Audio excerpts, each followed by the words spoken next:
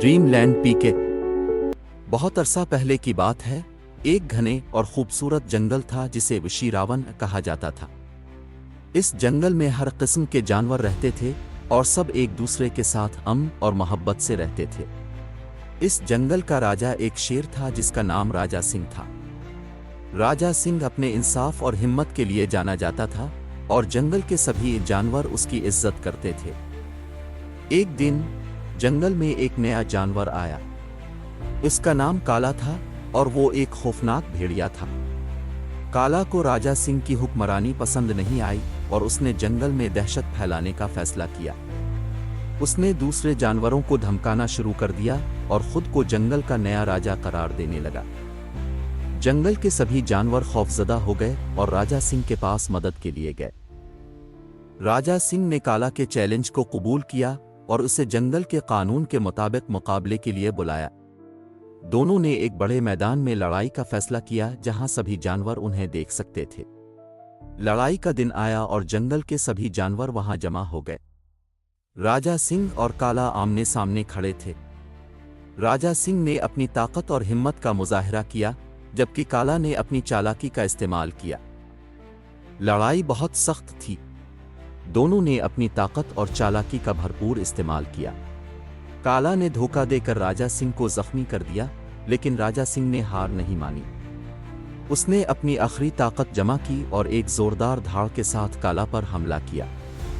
राजा सिंह ने काला को हरा दिया और उसे जंगल से निकाल दिया। लेकिन कहानी यहीं खत्म नहीं हुई। काला ने बदला लेने का फैसला किया और राजा सिंह को नुकसान पहुंचाने के लिए एक नया मंसूबा बनाया। उसने कुछ बदमाश जानवरों के साथ मिलकर जंगल के कवानीन को तोड़ने की कोशिश की। उन्होंने जंगल में आग लगाने की कोशिश की और बहुत से जानवरों को परेशान किया। राजा सिंह ने अपने दोस्तों के साथ मिलकर उन बदमाशों का मुकाबला किया। उसने जंगल के सभी जानवरों को इकट्ठा किया और उन्हें एक नई उम्मीद दी। राजा सिंह ने अपने अक्ल और हिम्मत के साथ जंगल को बचाया और बदमाशों को शिकस्त दी। उसने काला को भी एक और मौका दिया और इसे मुआफ़ी मांगने का कहा। काला ने अपनी गलती तस्लीम की और राजा सिंह से मुआफ़ी मांगी। इस वाक़ये के बाद राजा सिंह ने जंगल के सभी जानवरों के लिए एक बड़ी तकरीब का इनेकाद किया जहां सभी ने मिलकर खुशियां मनाई।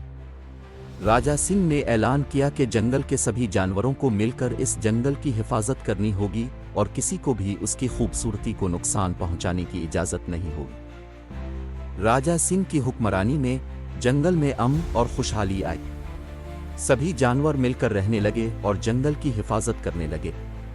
राजा सिंह ने अपनी हिकमत और शफकत से सभी के दिल जीत लिए। ये कहानी हमें ये सबक देती है कि हक और इंसाफ की राह पर चलने वाले कभी हार नहीं मानते, और जब हम सब मिलकर एक दूसरे की मदद करते हैं तो हम किसी भी मुश्किल का सामना कर सकते हैं।